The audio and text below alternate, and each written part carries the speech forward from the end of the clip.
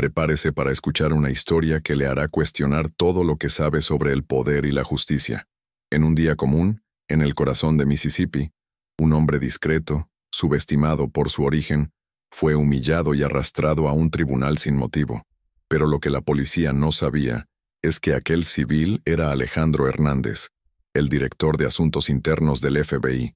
Acompañe cada detalle de cómo su revelación cambió el juego, exponiendo un sistema de abuso y racismo que parecía intocable. No pierda un segundo de esta jornada inspiradora que muestra cómo la verdad, en el momento justo, puede ser la mayor de las fuerzas. Si usted cree que la justicia divina se manifiesta en las acciones humanas y quiere ver más historias de superación que tocan el alma, deje su like ahora y suscríbase al canal. Su fe y su apoyo nos ayudan a compartir más relatos poderosos como este. Un coche gris oscuro, con el fino polvo de la carretera marcando su carrocería, cortaba el paisaje del condado de 1908, Jefferson, Mississippi. Dentro, Alejandro D. Hernández, director de Asuntos Internos del FBI, observaba la monotonía de las granjas y las pocas casas esparcidas. El viaje de trabajo, que ya duraba horas, seguía su ritmo, y el silencio en el habitáculo solo era llenado por el zumbido suave del motor. Alejandro era un hombre de pocas palabras, un rasgo que muchos confundían con timidez o incluso con falta de interés. Sin embargo, su quietud era la forma que tenía de absorber el ambiente, de notar los detalles que la mayoría de las personas pasaban por alto, de entender los matices que se escondían bajo la superficie de las cosas.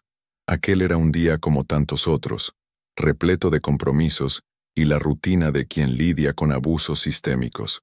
La experiencia le había enseñado que las grandes revelaciones rara vez venían con estrépito. Se anunciaban en pequeños signos, en incongruencias que, para los ojos entrenados, encendían una alerta. Mientras el sol comenzaba a caer en el horizonte, tiñendo el cielo con tonos de naranja y púrpura, una luz roja y azul parpadeó en el retrovisor, rompiendo la calma. Una redada, pensó Alejandro, sin alarmarse. Era un procedimiento común, pero la intuición que rara vez lo engañaba le susurraba que algo diferente estaba a punto de suceder.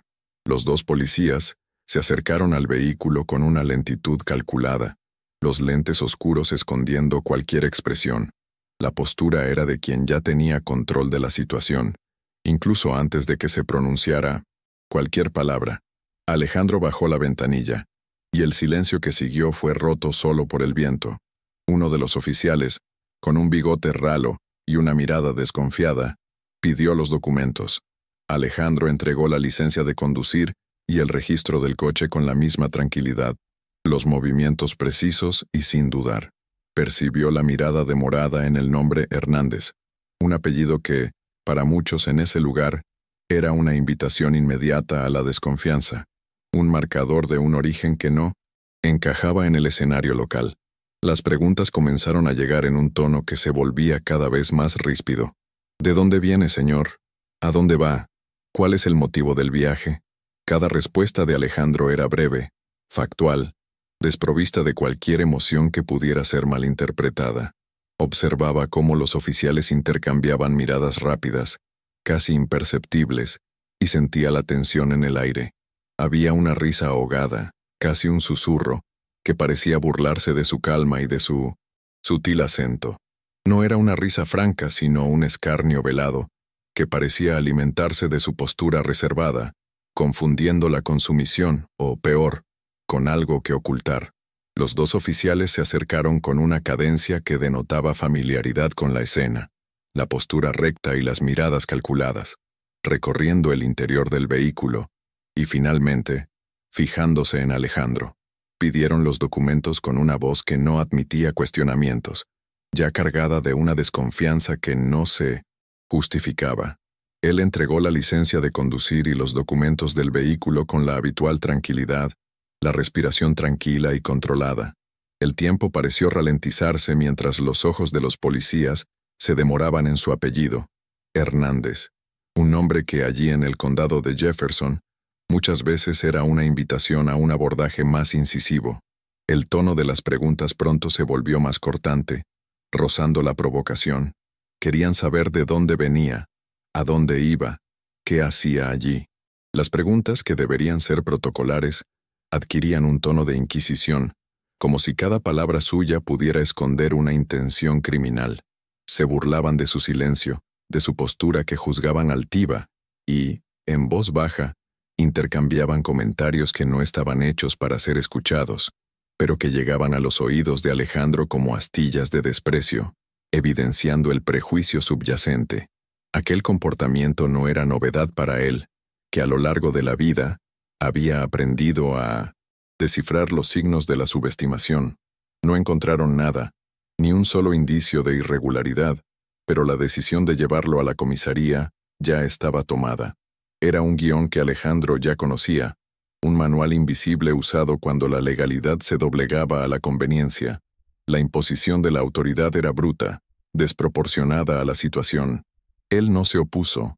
Sabía que cualquier resistencia verbal sería inútil y solo proporcionaría un pretexto más para la escalada. Observaba todo, registrando cada movimiento, cada mirada de desdén, cada susurro entre los oficiales.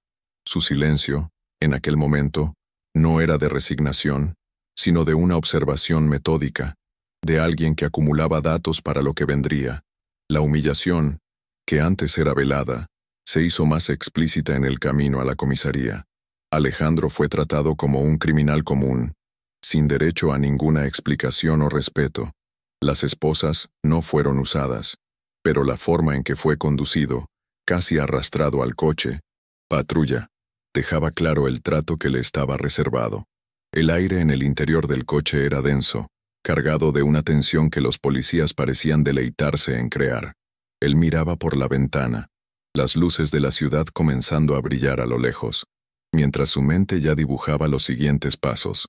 La complejidad de la red de abusos que parecía operar libremente en aquel condado. En la comisaría, la sala de espera parecía un purgatorio de luz fría y paredes descoloridas. Alejandro fue llevado a una sala de interrogatorios sin ventanas, donde la atmósfera era densa, casi sofocante. Los mismos policías que lo habían parado en la carretera se turnaban en las preguntas, repitiendo la misma letanía, como si esperaran que tropezara en sus propias palabras. Él permaneció tranquilo, observando cada gesto, cada tic nervioso de los oficiales, cada palabra que salía de sus bocas, sabiendo que todo aquello sería relevante. Notó la ausencia de las cámaras corporales encendidas, un detalle crucial que, para un director de asuntos internos, gritaba irregularidad. El tiempo se arrastraba en aquella sala, la sensación de aislamiento se profundizaba. Alejandro veía a los policías salir y entrar, a veces susurrando entre sí, lanzando miradas de soslayo en su dirección. El desprecio en sus rostros era evidente, pero él no se inmutaba. En su mente, cada minuto allí, era un ladrillo en la construcción del caso que ya estaba montando. Aquello no era sobre él, Alejandro, la persona, sino sobre un sistema que se permitía abusar del poder, protegiéndose con el silencio de las víctimas y la omisión de sus superiores. La humillación que intentaban imponer era, en realidad, una fuente de datos para su análisis. Por fin, después de horas de espera e interrogatorios sin sentido, la sentencia que ya era esperada fue pronunciada. Sería llevado al tribunal local. No había crimen, ni pruebas, solo la insistencia en mantener la farsa. Alejandro fue conducido fuera de la comisaría, el aire de la noche ya cerniéndose sobre Jefferson, y el trayecto hasta el tribunal parecía más largo bajo la luz fría de los postes.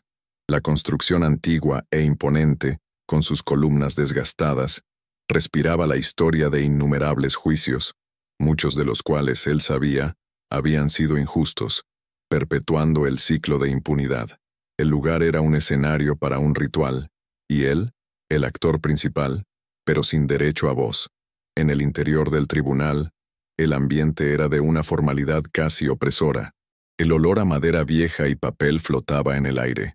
El juez, un hombre de rostro marcado por el tiempo, parecía distante, ajeno a los detalles de aquel drama que se desarrollaba frente a él.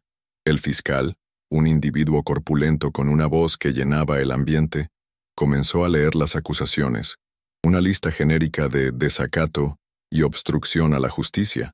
palabras vacías que apenas disimulaban la verdadera motivación de aquel circo. Alejandro escuchaba, impasible, cada frase pronunciada, cada falsedad, mientras su mente tejía la red de fallas, omisiones y mentiras que permeaban todo aquel proceso. Su silencio, antes interpretado como sumisión, comenzaba a transformarse en una fuerza palpable, una quietud que irradiaba una extraña e inquebrantable confianza. Con las acusaciones terminadas, el juez, que hasta entonces parecía aburrido, preguntó si el acusado tenía algo que declarar. El silencio en la sala era tan denso que se podía oír el zumbido de las luces fluorescentes. Alejandro, con la misma compostura que había mantenido desde el principio, se levantó. Sus ojos recorrieron el ambiente, deteniéndose por un instante en los rostros de los policías que lo habían detenido, luego en el fiscal, y finalmente en el juez. No había ira en su mirada, ni amargura, solo una determinación inquebrantable, la calma de quien posee la verdad en sus manos y está a punto de revelarla. Respiró hondo, y el sonido de su voz, tranquila y clara, resonó por la sala, pero las primeras palabras no fueron lo que todos esperaban. No comenzó con una defensa apasionada, ni con una protesta indignada. En cambio, comenzó a narrar los hechos, uno por uno, con una precisión quirúrgica que chocaba. Describió el abordaje en la carretera, la falta de justificación, las risas veladas y el trato irrespetuoso. Detalló la conducción a la comisaría, las salas sin ventanas, las preguntas repetitivas y, crucialmente, las cámaras corporales convenientemente apagadas. Cada detalle, por pequeño que pareciera, era expuesto con una claridad que solo alguien que vivió la situación y la analizó meticulosamente podría tener. La sala, antes expectante, comenzó a sentir el cambio en el aire, una sutil incomodidad instalándose en los rostros de los presentes. Luego, con la misma voz firme e inquebrantable, hizo la revelación que pondría la sala patas arriba. Mi nombre es Alejandro de Hernández, soy el director de Asuntos Internos del FBI. La placa, invisible hasta ese momento, finalmente era expuesta, no de forma literal, sino en el peso de las palabras que llenaban el ambiente. El silencio que siguió no era de desdén o de aburrimiento, sino de un shock paralizante, casi físico. Los rostros de los policías palidecieron. El fiscal se atragantó con sus propias palabras y el juez, que antes parecía ajeno y cansado, se enderezó en la silla, los ojos desorbitados por la incredulidad. La atmósfera de la sala cambió instantáneamente. El aire antes pesado de desconfianza, ahora cargaba el peso de la vergüenza y de la inevitabilidad.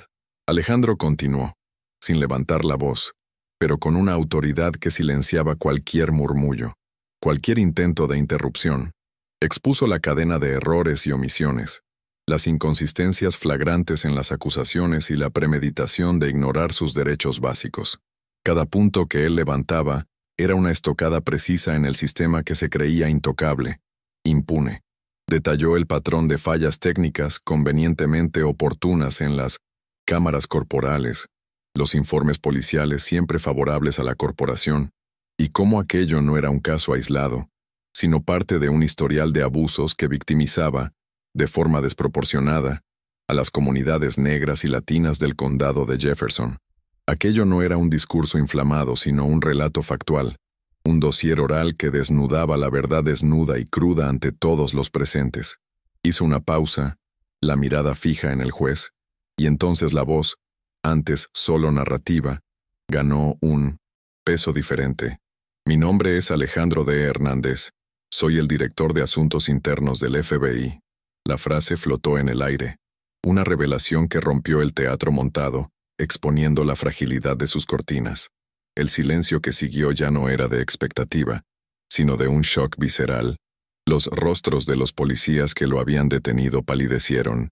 El fiscal se atragantó con sus propias palabras, y el juez, que antes parecía resignado, se enderezó abruptamente en la silla, los ojos, desorbitados, dándose cuenta rápidamente. La atmósfera de la sala cambió instantáneamente.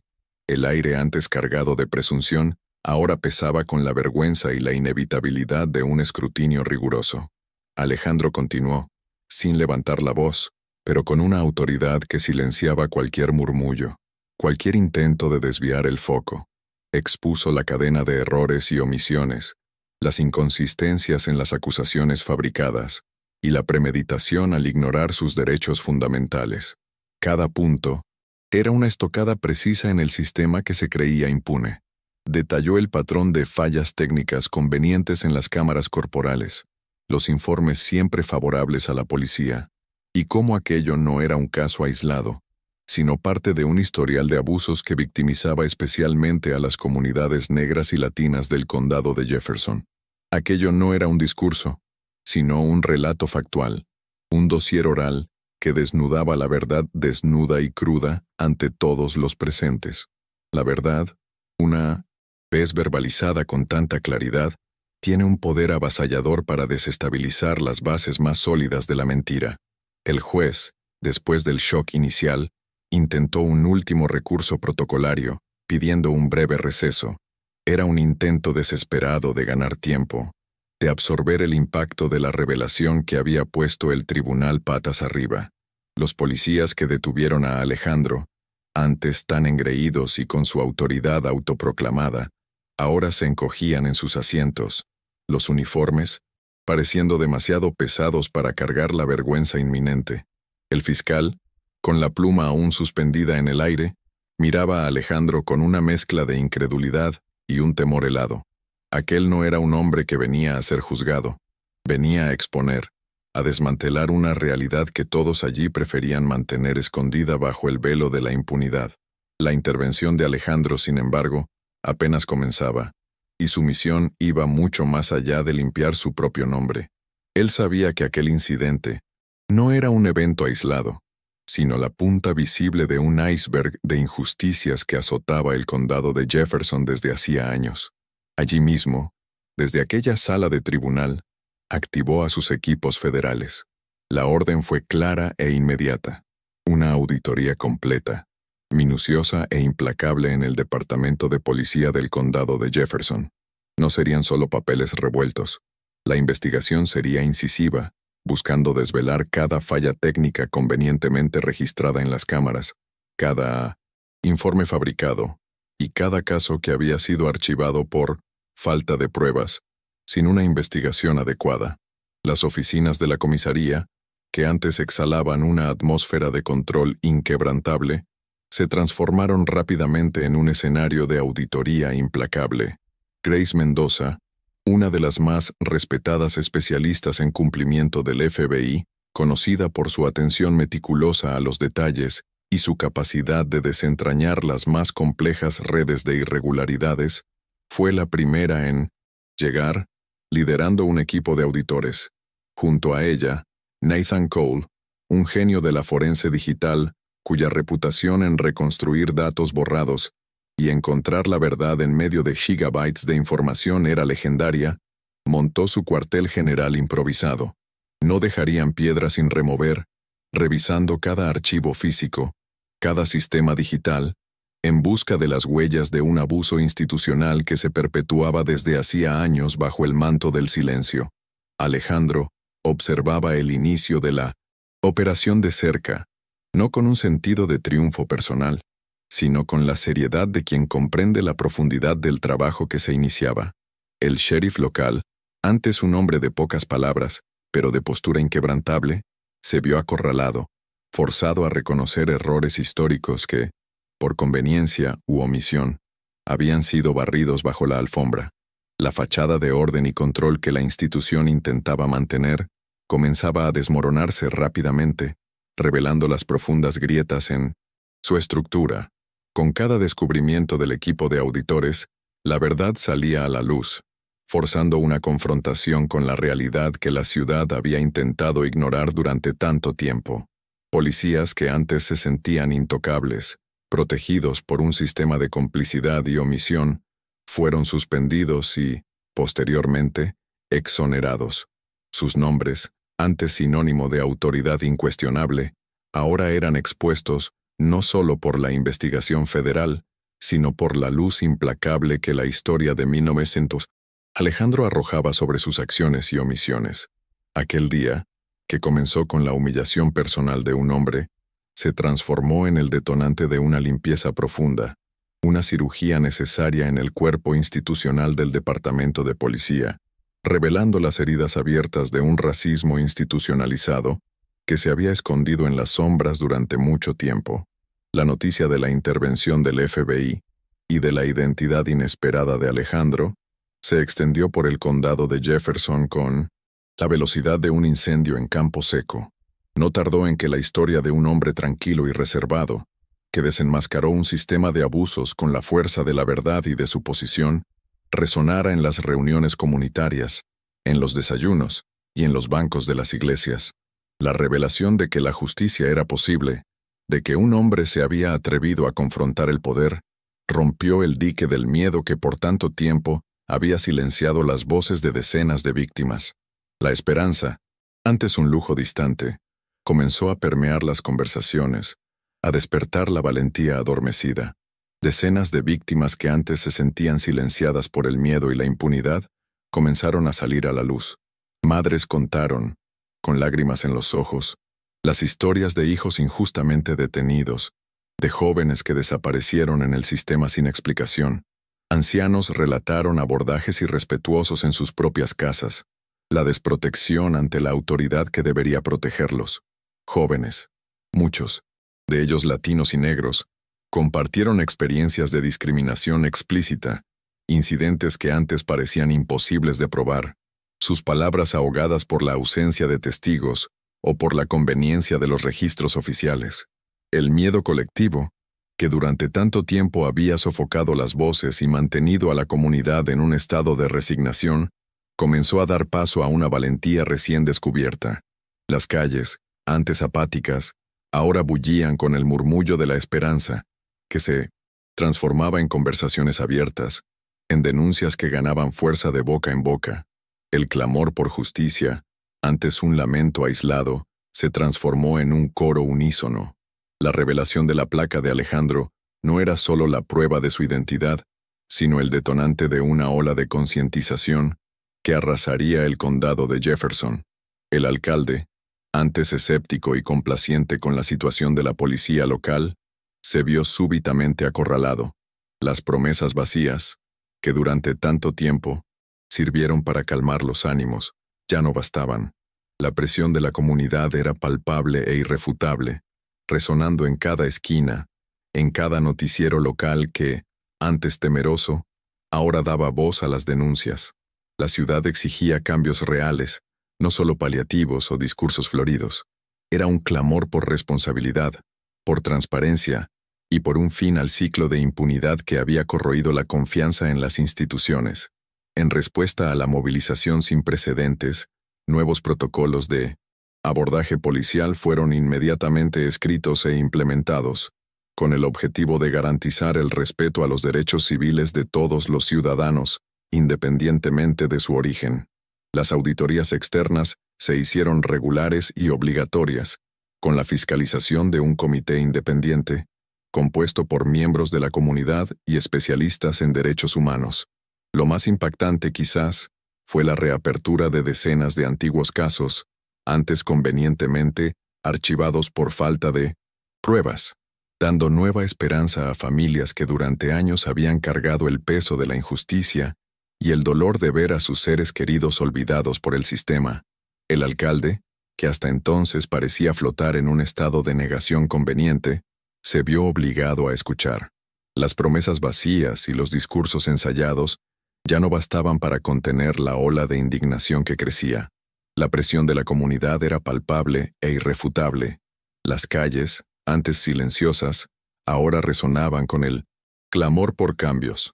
Los protocolos de abordaje policial, que antes eran meras formalidades ignoradas, fueron reescritos, y esta vez, implementados con el rigor que la situación exigía. Las auditorías externas se hicieron regulares, una medida que buscaba garantizar la transparencia y la responsabilidad que tanto tiempo habían faltado. Y lo más impactante de todo, antiguos casos, Aquellos que habían sido convenientemente archivados por falta de pruebas fueron reabiertos. Familias que durante años habían cargado el peso de la injusticia, del dolor de no tener sus voces escuchadas, finalmente vieron una grieta de esperanza abrirse. Era un nuevo tiempo, donde el clamor popular se transformaba en acción concreta, impulsado por la valentía de un hombre que se negó a ser silenciado y por la ola de valentía que él inspiró. Aquel día, que comenzó con la humillación de un individuo, estaba reescribiendo la historia de un condado entero, forzándolo a encarar sus propias sombras. Los focos no eran lo que Alejandro buscaba. Al final de todo, él rechazó los discursos grandiosos y los laureles que, sin duda, le serían ofrecidos en reconocimiento. Para él, la verdadera realización no estaba en el aplauso público, sino en el silencio del deber cumplido, en aquella quietud profunda que solo se encuentra cuando la justicia, finalmente, encuentra su camino y la verdad se establece. Él sabía, en su fuero interno, que su lucha no era solo personal, aunque hubiera comenzado con una humillación dirigida a él, era una lucha por todos aquellos que nunca tuvieron una placa para defenderse, que fueron silenciados por la intimidación sistémica y por la ausencia de cualquier voz que pudiera resonar sus dolores. Su gesto, firme y sin odio, se convirtió en un símbolo de un nuevo tiempo para el condado de Jefferson. No era un símbolo de revuelta o de venganza, sino de resiliencia y de ruptura de paradigmas. La placa invisible, que él llevaba en su título, había desvelado una verdad dolorosa, pero necesaria, y la forma en que la utilizó, con dignidad y foco en la justicia, inspiró un cambio profundo en la mentalidad local. Aquel día, que comenzó con la humillación de un hombre y la arrogancia ciega de un sistema corrupto, terminaba con la esperanza renovada de una comunidad y la promesa concreta de un futuro donde la equidad no fuera solo un ideal, sino una realidad cotidiana. La verdad había silenciado la sala del tribunal, no con un rugido, sino con la quietud de un veredicto, incuestionable, obligando a una ciudad entera a mirar el espejo de sus propias fallas y prejuicios. No hubo magias, ni intervenciones divinas espectaculares para desvelar lo que estaba mal. Solo la valentía de un hombre que, en su silencio resoluto, mostró la fuerza de la integridad y la capacidad de superación que reside en la búsqueda incansable de la justicia. La lección era clara para todos los que presenciaron u oyeron la historia. A veces, el cambio más grande e impactante no se manifiesta en un escándalo ruidoso, sino en la quietud que se instala cuando la verdad, por fin, obliga a todos a ver la realidad que se intentaba esconder. A partir de aquel día, el condado de Jefferson comenzó a respirar un aire diferente. No fue una transformación instantánea, pues el cambio de una cultura arraigada lleva tiempo y esfuerzo continuo, pero el primer y más importante paso había sido dado. Las reuniones comunitarias, antes vacías por la incredulidad y el miedo, cobraron fuerza, con más personas dispuestas a compartir sus experiencias y a exigir responsabilidad. El Departamento de Policía, bajo la atenta mirada del FBI y de la propia comunidad, comenzó a implementar las reformas prometidas, con entrenamientos enfocados en sensibilidad racial y procedimientos más transparentes. Era un reinicio, pavimentado por la valentía de pocos y la esperanza de muchos. La semilla plantada aquel día germinaba. La justicia, antes una palabra distante y abstracta, comenzó a tener un rostro y un significado palpables para los habitantes de Jefferson. No era una justicia perfecta, de esas que se ven en películas, sino una construida con el esfuerzo continuo, la vigilancia de la comunidad y la actuación de profesionales como Alejandro. Él, por su parte, continuó su trabajo con la discreción de siempre, sabiendo que el verdadero cambio no se daba en un único evento, sino en la persistencia y en la capacidad de mantener el sistema bajo escrutinio constante. Su ejemplo silencioso resonaba, más fuerte que cualquier discurso. Para Alejandro, el condado de Jefferson era solo un capítulo más en su larga jornada de combate a los abusos de poder. Él sabía que, en muchos otros lugares, las personas todavía eran silenciadas, sus voces ahogadas por la prepotencia y la impunidad. Pero la experiencia de aquel día reforzó su convicción de que la verdad, por mucho que intentaran esconderla, siempre encuentra un camino para salir a la luz, y que un único acto de valentía, aunque ejecutado con la calma de quien solo cumple el deber, puede ser el catalizador para una transformación mucho mayor de lo que se puede imaginar. Aquel día en Jefferson, la placa de Alejandro no fue solo una identificación, fue un faro. Iluminó las sombras de un sistema que se alimentaba de la opresión y la falta de voz. Su calma, su serenidad ante la flagrante injusticia, fue la verdadera arma que desarmó la arrogancia y la presunción de aquellos que se sentían por encima de la ley. No necesitó gritos, ni espectáculos, ni discursos inflamados. Solo la verdad dicha en el momento justo, con la autoridad de quien sabe lo que hace y por qué lo hace, fue suficiente para sacudir las estructuras de poder e impunidad. El impacto de aquel día trascendió las paredes del tribunal y de la comisaría. Se infiltró en las conversaciones de vecinos, en las reuniones de la iglesia, en las cenas familiares. Personas que antes se sentían solas en sus experiencias de abuso, comenzaron a percibir que no lo estaban. Sí, solidaridad y la empatía florecieron, transformando el silencio en un coro de voces que clamaban por un futuro más justo. El miedo, que durante tanto tiempo había sido una barrera infranqueable, fue lentamente sustituido por la esperanza, una esperanza de que, sí, el cambio era posible, incluso en los lugares más arraigados en viejas costumbres. Aquella fue la prueba fehaciente de que la verdadera fuerza no reside en los cargos o en las insignias, sino en la integridad y en la valentía de hacer lo correcto, incluso cuando el sistema intenta imponer lo contrario. Alejandro Hernández, el hombre de habla suave y mirada atenta, había mostrado a Jefferson que la justicia no es un privilegio de pocos, sino un derecho de todos, y que la lucha por ella es un esfuerzo continuo y colectivo. El recuerdo de aquel día permanecería, no como un escándalo pasajero, sino como un hito de cambio. La verdad, antes un susurro escondido en los corazones de las víctimas, cobró voz y fuerza aquel día. El silencio, antes un escudo para los opresores, se convirtió en el terreno fértil para la esperanza y para la acción. El condado de Jefferson, antes marcado por una tradición de impunidad, ahora miraba al futuro con la posibilidad real de una justicia más equitativa. Y todo esto, de una forma tan natural y verosímil, como algo que podría suceder en cualquier calle, en cualquier ciudad, cuando alguien decide que el silencio ya no será una opción.